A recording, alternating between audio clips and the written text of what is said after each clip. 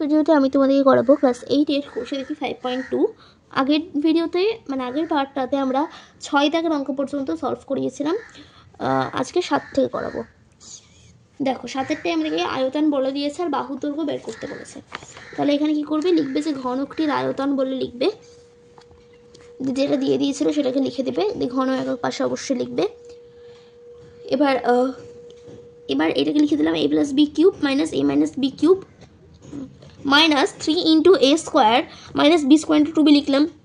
6b ছিল তো 3 × 2 মানে 6 আর b দিয়ে দিলাম 2 এর সঙ্গে, 2b হয়ে গেল। তাহলে a + b³ - a - b³ - 3a² - b² লিখতে পারি। তাহলে এটাকে আমরা সূত্রে ভাঙতে পারবো × 2b। তাহলে a + b³ - a - b³ - 3 × a + b × a - b মানে a - b a² - b² এর সূত্রতে যদি আমরা ভাঙি, তাহলে a² - b² কে যদি আমরা সূত্রতে ভাঙি, তাহলে আমরা জানি যে সূত্রটা হচ্ছে a + b × a - b। তাহলে আমরা ওইভাবে ভেঙে দিলাম, দিয়ে পাশে যেটা × 2b ছিল ওটাকেও লিখে দিলাম।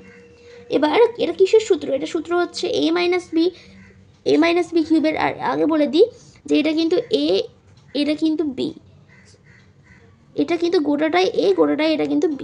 তাহলে a - b আমরা হিসেবে লিখলাম a + b - a - b cube. তাহলে ব্র্যাকেট উঠানোর পর a কেটে গেল, তাই 2b³ হচ্ছে ঘন একক। আর যদি বাহুর দৈর্ঘ্য বলতে চাই তাহলে 2b একক হবে। জাস্ট মানে ঘনটা চলে যাবে, এখান থেকে ঘন এককটা চলে যাবে, আর যে কিউবটা ছিল সেটা চলে যাবে। মানে কিউব বলতেই ঘন বোঝাচ্ছে, তার মানে মেন ব্যাপারটা হচ্ছে যে কোনো ঘন টাইপসের জিনিসই থাকবে না, মানে কিউবই থাকবে না যদি বাহুর দৈর্ঘ্য আমরা বের করতে চাই। নেক্সটটাতে আমাদেরকে বাহুর দৈর্ঘ্য বলে দেওয়া হয়েছে, আয়তন বলতে মানে বের করতে বলা হয়েছে। তাহলে আমরা লিখবো যে বাহুর দৈর্ঘ্য কত সেটাকে লিখে দেবো। বাহুর দৈর্ঘ্য লেখার পর আয়তনটাকেও লিখে দেবো। আয়তন লেখার সময় অবশ্যই কিউব দেবে, নাহলে কিন্তু অঙ্কটাই ভুল হয়ে যাবে।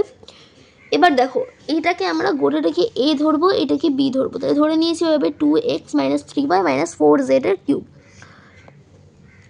এবার 2x - 3y এর কিউব মানে a³ - 3 × a² × b + 3 × ab² লিখলাম, প্লাস মানে মাইনাস b³ মানে 4z এর কিউব লিখলাম আমরা। এবার দেখো এইটাকেও কিন্তু আমরা সূত্রে ভাঙতে পারি। তাহলে এইটা হবে a, এটা হবে b।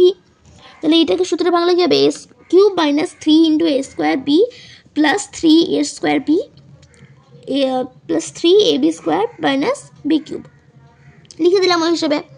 -12z কেন করলাম, দেখো 3 আর 4 হচ্ছে 12z, আর এটাকে আমরা যেহেতু সূত্রে ভাঙতে পারবো, এটা a এটা b হিসেবে ভাঙতে পারবো a - b² সূত্রে। তো এই জন্য আমরা হচ্ছে সূত্রে ভাঙার জন্য আগে করে এলাম গুণটাকে। এবার সূত্রে ভেঙে দিলাম, দেখো সূত্রে ভেঙে দিলাম।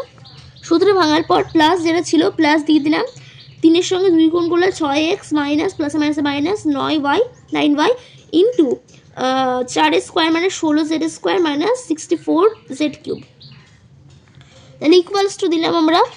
এবার ইকুয়ালস টু দেওয়ার পর 8x এর কিউব দিলাম, 8x এর কিউব দিলাম, কারণ 2x এর কিউব ছিল এই জন্য আমরা 8x এর কিউব দিলাম, মাইনাস 3 × 4x², কারণ 2x² হচ্ছে 4x² into 3y plus 3 × 6x into 3a² হচ্ছে 9y² মাইনাস 3 এর কিউব হচ্ছে 27, এই যে 27y³ মাইনাস 12z। এবার হচ্ছে আমরা এগুলোকে ভাঙবো, তাহলে মানে করবো 4x² হবে, কারণ 2 এর কিউব হচ্ছে 4 মানে স্কোয়ার 4 মাইনাস 2 2 4 আর 12xy প্লাস 9y², কারণ 3 এর স্কোয়ার হচ্ছে 9 প্লাস দিব দিয়ে। এবার এখানে প্লাস দিলাম। 16-র সঙ্গে এটা গুণ আকারে আছে, যদি আমরা এখানে 16 লিখতাম তাহলে এটা গুণ আকারে থাকতো, এখানে কি আছে জাস্ট পেছনে আছে, কিন্তু ব্যাপারটা একই। 16-র সঙ্গে এটাকে গুণ করলে 96xz² মাইনাস 9 × 16 হচ্ছে 144 yz² মাইনাস 64z³ 64z³। এবার লিখলাম আবার একটু সাজিয়ে 8x³ - 36x² plus 54xy² minus 27,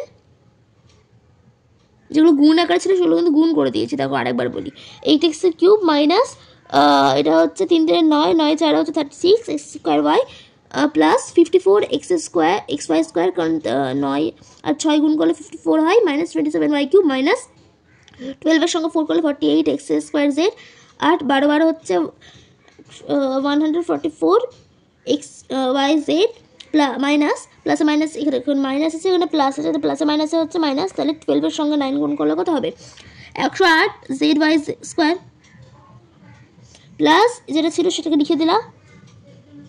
next অঙ্কটা দেখো, 9 দাগের অঙ্কটায় আমাদের আয়তন বলে দেওয়া হয়েছে আর বাহুর দৈর্ঘ্য বের করতে বলছে। আয়তনটা লেখার পর এখানে আমরা কিউবে আনতে হবে, তাহলে এটা আমরা এক্স স্কোয়ারের কিউব আনতে মানে করতে পারি -3 ইন্টু এক্স স্কোয়ারের স্কোয়ার ইন্টু 5 প্লাস 5 কেন বললাম দেখো, একটা জিনিস বোঝে নাও। ফার্স্টে তোমরা কী করবে, ফার্স্টে এটাকে লিখে নেবে এক্স স্কোয়ারের কিউব মাইনাস একটু জায়গা ছেড়ে 5 কিউব লিখবে, কারণ 5-এর কিউবই হচ্ছে 125, এই জন্য আমরা 5-এর কিউব লিখলাম। তো এই জন্য আমরা কিন্তু এ স্কোয়ার বি যেহেতু, তো এই জন্য আমরা এ স্কোয়ার দিলাম ইন্টু বি দিলাম plus 3 A B square minus B cube. তাহলে এটা কিসের সূত্র, এ স্কোয়ার মাইনাস মানে এক্স স্কোয়ার মাইনাস 5 এর কিউব ঘন একক, মানে এ স্কোয়ার মাইনাস বি এর মানে এ মাইনাস বি এর কিউব, এটার সূত্র, এটা ঘন একক। আর বাহুর দৈর্ঘ্য বললে এক্স স্কোয়ার মাইনাস 5-এর একক হবে। এবার তারপরেরটাই বলো, আমাদেরকে আয়তন বলা হয়েছে আর এখানে বাহুর দৈর্ঘ্য বের করতে বলা হয়েছে।